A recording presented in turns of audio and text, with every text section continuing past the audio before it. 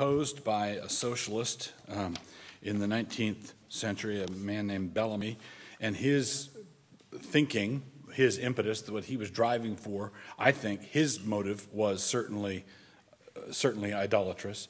And the word that leaps out from the pledge in the aftermath of the war between the states is one nation, indivisible, with liberty and justice for all. There's a difference between, in a monarchy, there's a difference between the Christian long live the king, the believing long live the king, which is a wish for blessing, and the king, may he live forever. Well, may the king live forever is an aspiration to deity, and long live the king is an aspiration to blessing. Indivisible is not a pious wish, may she not be divided or torn asunder again.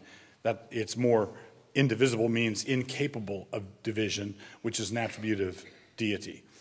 So that's what Bellamy was after. But in the under God pushback, that the under God was added later in the 1950s, as I mentioned earlier, this was pushback from evangelical Trinitarian Christians who were simultaneously engaged in trying to have the lordship of Jesus Christ acknowledged, to have it acknowledged. So yes and no, depends on the circumstance, that sort of thing.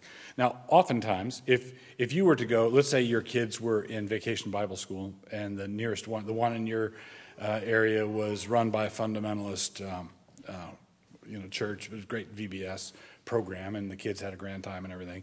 And so you went down there and you asked the pastor of the fundamentalist church could we start off every day having the kids say the Apostles' Creed? He would probably react violently, negatively. No, if you say something over and over and over again, it becomes meaningless. And so then you say, okay, well, in that case, could we dispense with the Pledge of Allegiance at VBS? And then everything comes unstuck, and you discover just how meaningless it is, which is not meaningless at all.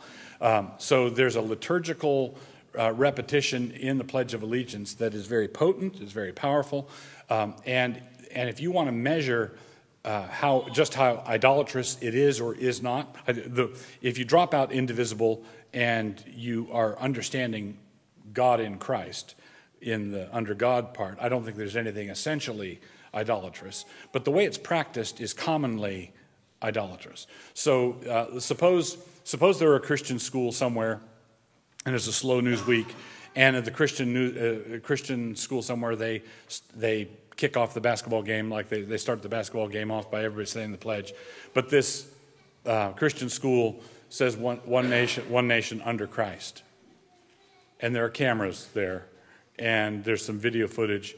That Christian school will be on the evening news, and there will be an uproar. How dare you say under Christ? Well, I would say if you're not meaning Christ, if you're not thinking Christ, if you're not saying Christ, then how dare you go along with it? So I think we need to be confessing Christ, preaching Christ, intending Christ, and it ought to be very clear to everybody that that's what we're doing. If it's not clear, I believe God in the 50s was understood in Christian terms. That's not the case now, and since it's not the case now, we have to make it clear. So that would be, it depends. And the flag is not necessarily, it's the same deal with the flag. If you're treating it in a mystic respect, then yeah, it's idolatrous. If you're not, if it's simply a sign of your affection and it means that it's 4th of July and hot dogs and fireworks and the flag, then great.